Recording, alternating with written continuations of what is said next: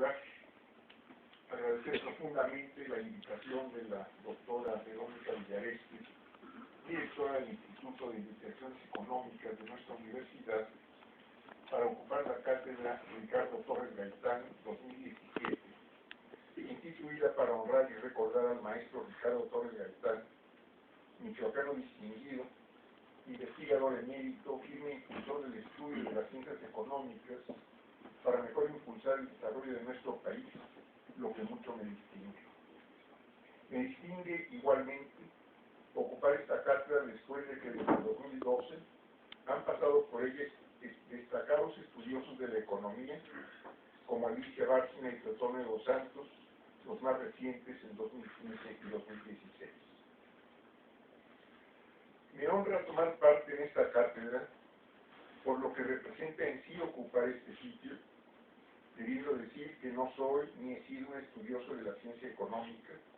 aunque sí un ciudadano atento y preocupado por los rumbos que toma y las condiciones que alcanza el desarrollo de nuestro país. En esta condición es que me dirigiré a ustedes y muchas de las ideas, o yo diría que la mayor parte de las ideas, las hemos, que aquí presentaré, las hemos comentado, discutido, y debo decir que mucho he aprendido de la participación en el grupo Nuevo Curso de Desarrollo que se lleva a cabo y tiene su asiento en esta misma universidad. En este caso, mi primera preocupación surge de la situación en la que se encuentran hoy México y los mexicanos. En breve síntesis, un 55% de la población acusa pobreza patrimonial. Esto es un ingreso más que escaso. 20% de la misma se encuentra en pobreza alimentaria. Existe una creciente desigualdad social. El 20% de la población obtiene el 60% del ingreso. El 20% más pobre recibe el 4%. 1 de cada 5 jóvenes ni estudian ni trabajan. La desocupación en términos reales debe alcanzar el 50% de la población activa y se tiene una alta informalidad en la ocupación. La economía ha crecido raquíticamente durante ya casi 4 décadas. Este año y el próximo se prevé que, si bien va, escasamente rebase el 1,5%. Hay inestabilidad en las finanzas públicas, los precios y el tipo de cambio. A todo ello hay que agregar la violencia e inseguridad de la gente en su vida diaria, una profunda corrupción dentro y fuera de las esferas oficiales, impunidad y presencia creciente de la delincuencia organizada en el territorio nacional. Es así como se ha desarrollado el país después de casi 4 décadas de políticas neoliberales, socialmente excluyentes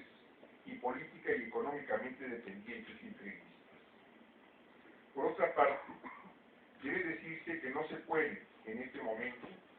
desestimar el cambio de la política del presidente de los Estados Unidos respecto a México y los mexicanos, a los que nos está considerando como francos enemigos, y los efectos políticos, económicos y sociales que esto trae consigo. Algunas de sus amenazas no han quedado en palabras, sino que son ya amenazas cumplidas, como las redadas de migrantes que se han puesto ya en práctica en el país vecino, y las inversiones industriales que, ante las agresivas declaraciones presidenciales, decidieron retirarse de México.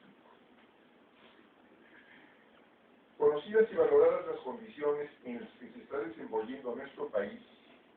quienes en nuestra actividad pública hemos tenido como objetivo construir una sociedad igualitaria que mejore consistentemente en sus niveles de vida,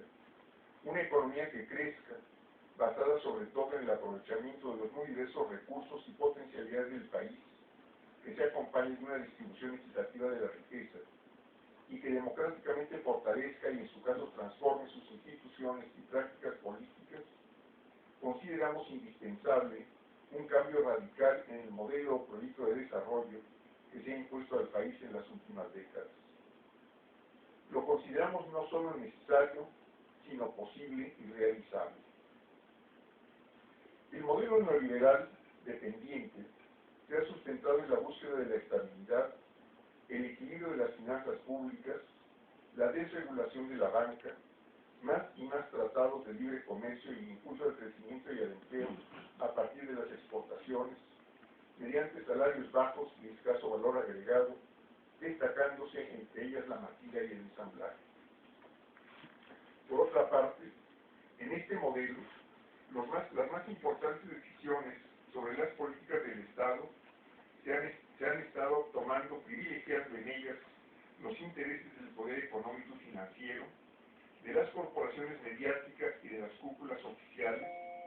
sin que puedan desconocerse en ellas, en muchos casos,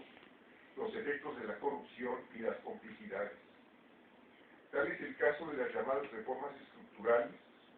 una reforma educativa que se ha limitado a medidas represivas y a cambios burocráticos y administrativos, una reforma hacendaria o fiscal que ha quedado en una miscelánea y ha resultado totalmente insuficiente en la recaudación que se obtiene, una reforma en la comunicación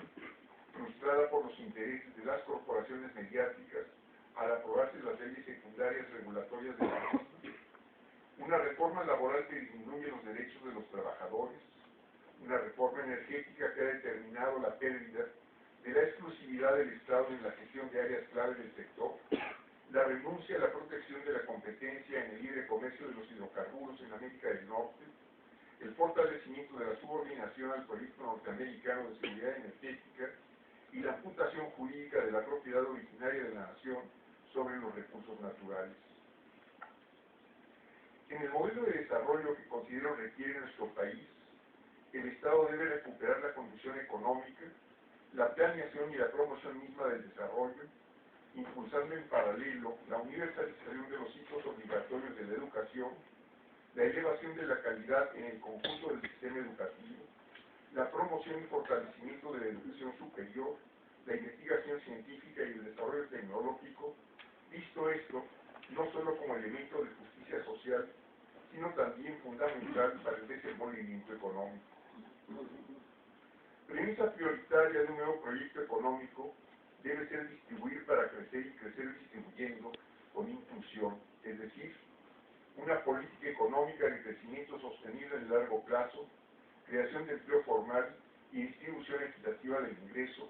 resultado de un pacto social entre el Estado, la sociedad y la actividad productiva. Los ejes del proyecto deben ser una auténtica reforma fiscal y la recuperación por el Estado de las facultades para conducir, en función del interés general, el aprovechamiento de los recursos naturales del territorio nacional. Sus objetivos inmediatos: crecer aceleradamente desde un 4% respecto al Producto Interno hasta un 6% de manera sostenida en el largo plazo. Esto es posible. En lo fiscal, como señala Francisco Suárez Dávila, se requiere una verdadera racionalización del gasto público, esto es, más inversión y un gasto social eficaz, así como reducir la proporción del gasto corriente administrativo, modificar las estructuras del Estado, desapareciendo o consolidando secretarías,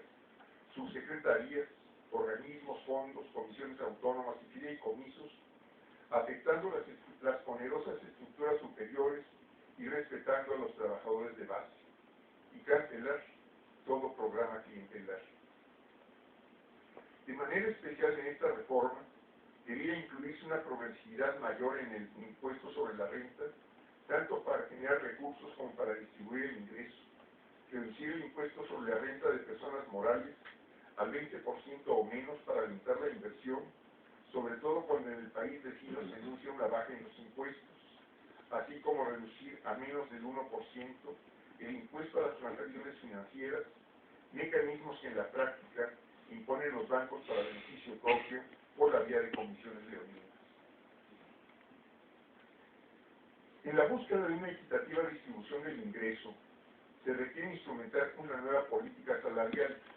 que considere incrementos graduales del salario con metas en el largo plazo y que incluya una renta básica universal,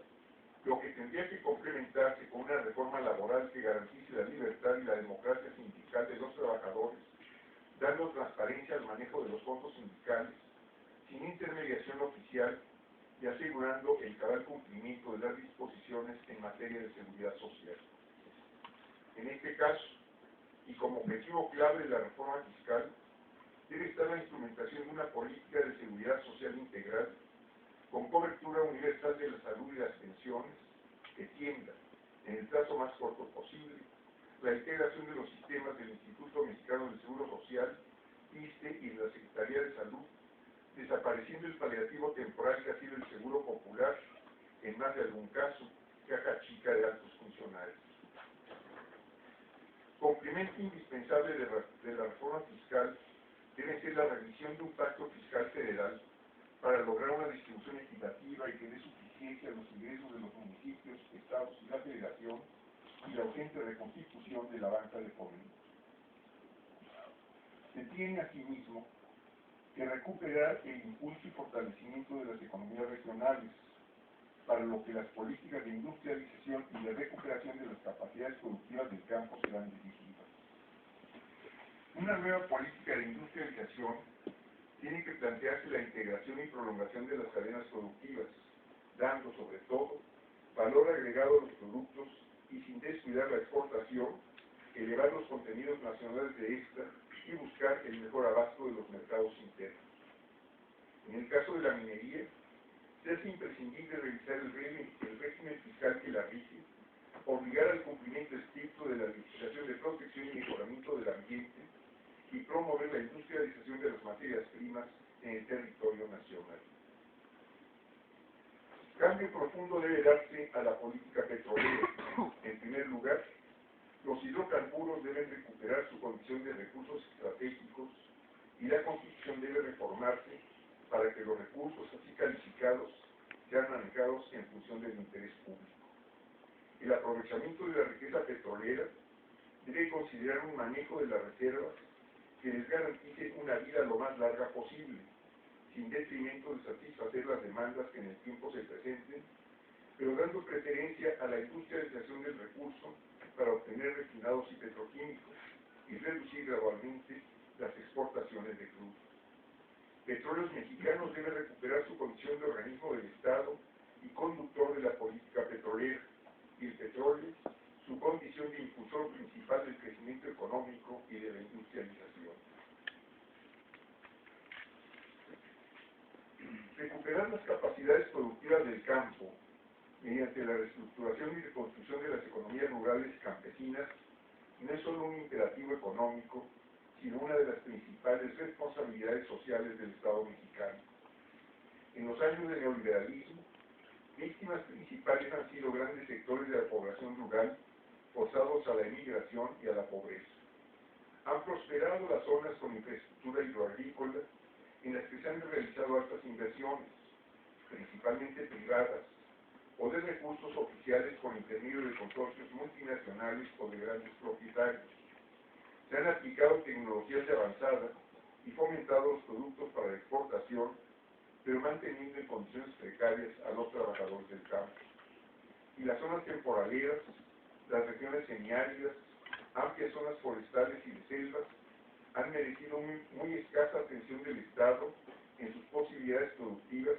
y menos todavía para mejorar las condiciones materiales y educativas de su población. Estas áreas, que cubren superficies importantes en la República, con las técnicas adecuadas, la correspondiente asistencia técnica, la organización de producciones y de productores, tienen el potencial para convertirse en zonas de alta productividad y en ese sentido se debe poner en práctica una política de recuperación productiva y social de estas zonas, una por una, de pequeña, mediana o gran extensión, que ecológica, social y económicamente constituyan unidades productivas. Debe ser un esfuerzo conjunto de los productores, independientemente de la calidad de la tenencia de su tierra, ejido, comunidad o propiedad particular, y el Estado. Las áreas de alta productividad, al igual que estas por recuperar, deben seguir recibiendo la atención debida en materia de asistencia técnica, financiamiento, etc., pues son sostén importante de economías regionales y de la economía nacional. Nuestro país cuenta con una de las más ricas biodiversidades, tanto en las regiones tropicales como en las forestales y en las zonas áridas, que poco se han aprovechado para desarrollar fuentes productivas importantes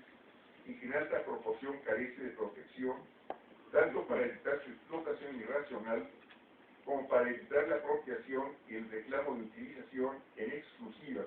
para beneficios particulares, cuando se trata de bienes de los que la naturaleza dotó al país. Ahora bien, llevar a la práctica un proyecto de desarrollo como el que se plantea en las actuales condiciones del país requiere empezar por librar un combate a fondo contra la corrupción, la impunidad y la delincuencia,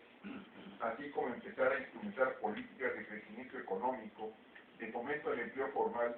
de mejoramiento al ingreso familiar y de impulso a la industrialización. Erradicar la corrupción y la impunidad exige, en primer lugar, voluntad política de la que se ha carecido en los altos círculos del Estado, que han faltado en cumplir y en hacer cumplir a cabalidad el mandato de la ley. La delincuencia no es un fenómeno autónomo, el solo combatirla con cuerpos militares o policíacos, como ha quedado demostrado en estos últimos años, no basta, por lo que en paralelo debiera actuarse en nuestras relaciones internacionales, en la creación de empleo formal, en la elevación de los salarios, en las políticas educativas y de salud, en el fomento de la cultura, al deporte y al sano esparcimiento. Y como decía al principio, no podemos desentendernos de la agresividad del presidente de los Estados Unidos, ni podemos ignorar que millones de mexicanos están amenazados con la deportación. Ya nuestras universidades están previendo acoger a estudiantes revalidándoles los estudios realizados. Al tiempo que se fortalece productivamente y se eleva el ingreso de los hogares en nuestro país, habría que buscar el apoyo de organizaciones, legisladores, ciudadanos norteamericanos, así como de correspondientes nacionales, para defender jurídicamente a quienes pretenden deportarse y ello signifique separar familias, incluso con niños de nacionalidad norteamericana por nacimiento, o quienes estén en trámites para obtener residencia legal, o quienes lleven años en actividades y trabajos de beneficio para el país vecino. Promover acciones conjuntas entre entidades oficiales y mexicanas y ciudades santuario norteamericanas para proteger los derechos de los migrantes, permitir el paso de migrantes centroamericanos y de otros países que buscan cruzar a los Estados Unidos y no quedarse en México, y como lo señala Carlos Heredia, dejar de perseguir campos y de interceptar drogas para poner énfasis en los temas de salud pública y seguridad ciudadana, una manera mexicana de seguir la decisión pionera de California. Trump ha declarado que saldrá del acuerdo de libre comercio de América del Norte o que lo renegociará. Aquí, economistas prestigiados han dicho que México puede responder imponiendo aranceles compensatorios a los productos norteamericanos, como ya se hizo exitosamente en el 2009. Puede ser una respuesta, pero pudiera resultar insuficiente, pues la agresividad del presidente norteamericano buscará poner las cosas totalmente a su favor, cuéstele lo que le cueste y atropéllese lo que tenga que atropellarse. Y para un gobierno como el mexicano actual, que negocie sin respaldo popular, sin credibilidad en condiciones de descrédito político, no le será fácil obtener condiciones favorables. Esta es una razón más para acelerar el cambio en el que debe considerarse voltear la vista hacia el sur para impulsar la integración política y económica y hacia otros continentes en la búsqueda también de diversificar nuestros intercambios. En fin, una vez más, mi agradecimiento al Instituto de Investigaciones Económicas de nuestra universidad por la distinción de haberme permitido ocupar este año la cátedra Ricardo Torres García.